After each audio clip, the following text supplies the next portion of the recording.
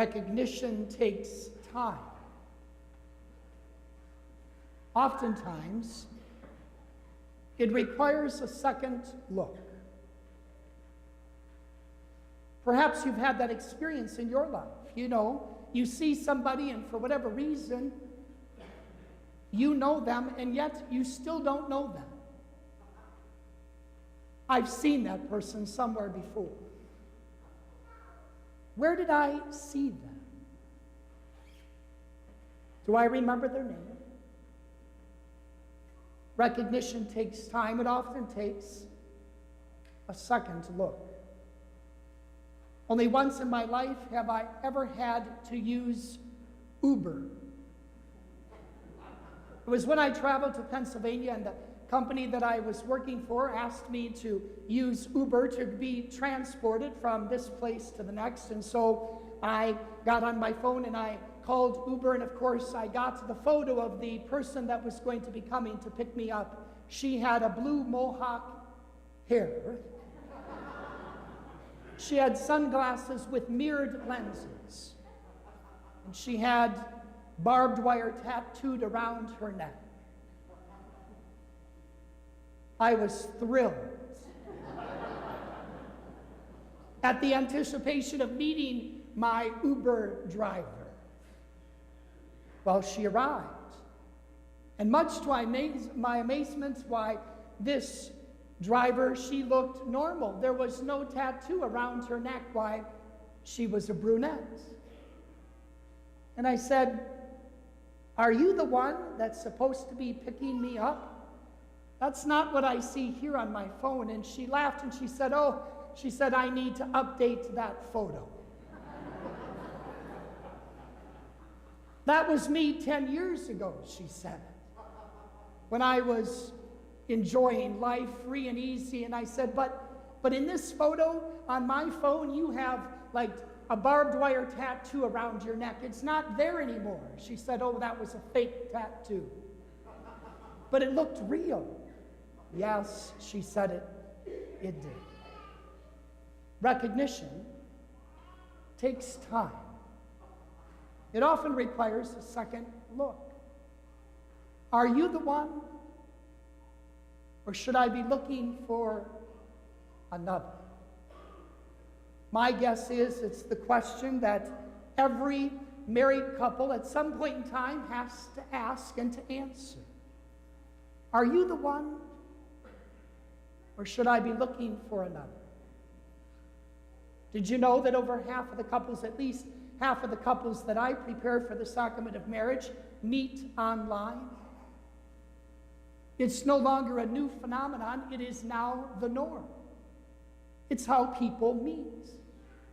They meet online, and so I'm always curious. My very first meeting that I have with couples, preparing them for the sacrament of marriage, I ask them how they meet, and again, over half of them tell me they meet online. And so I said, well, so how do you know? How do you get to that point where certainly you exchange emails back and forth, you exchange facts about yourself, likes and dislikes, your favorite color, whatever it is that you share with one another, but how do you know?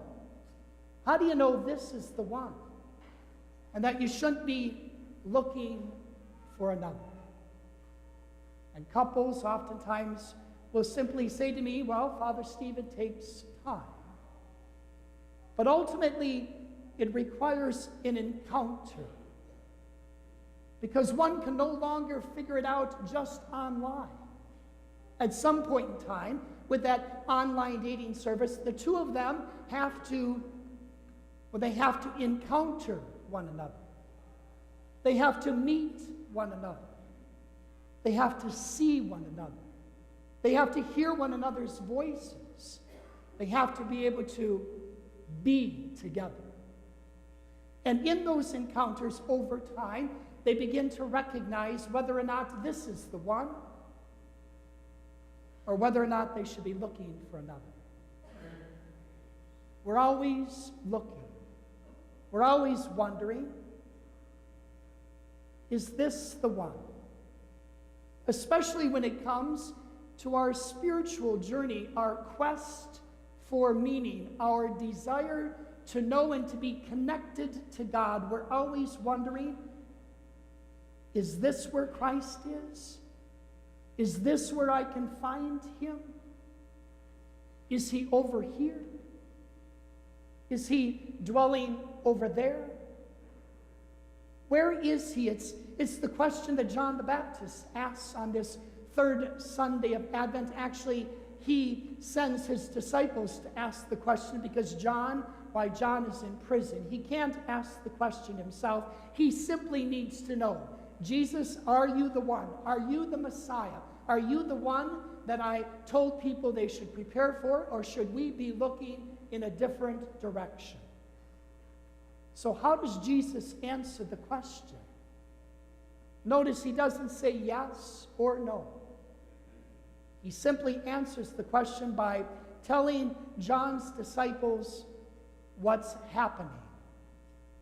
What's happening is that the deaf hear, and the blind see, and the crippled, why, the lame they now walk, and the imprisoned are set free, and people have the good news proclaimed to them. That's how we know that it is the one.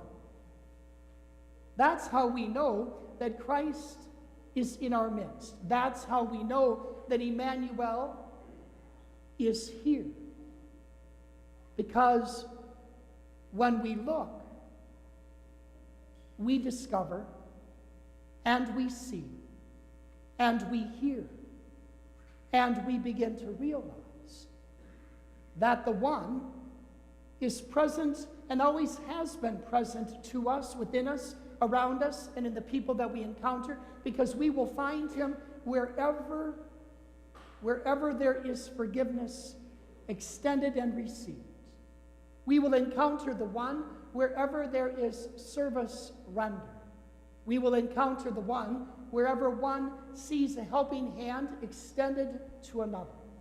We will encounter the one. We won't need to look any further when we begin to recognize the presence of Emmanuel in our relationships, in our encounters, in the people that we live and dwell and have our being with. And we will know that Christ is present there because, again, we will simply be able to see it. We'll be able to hear it. We'll be able to feel it in our hearts because, of course, we're able to do that because over time, and recognition requires time, over time we will begin to sense and we will begin to feel this real presence. And so as we gather on this third Sunday, as we come to this halfway point of our journey, as we prepare for the coming of Emmanuel, the Christ child at Christmas time, as we are now halfway there, we recognize that we need to continue to recognize the one who is in our midst. Will we see him this week? Where do we need to go to see him? Into the desert? Perhaps. Into the mall? Perhaps. Into our homes? Absolutely. Into our hospitals, into our nursing homes? Yes, we will find him there. He is the one. There is no other.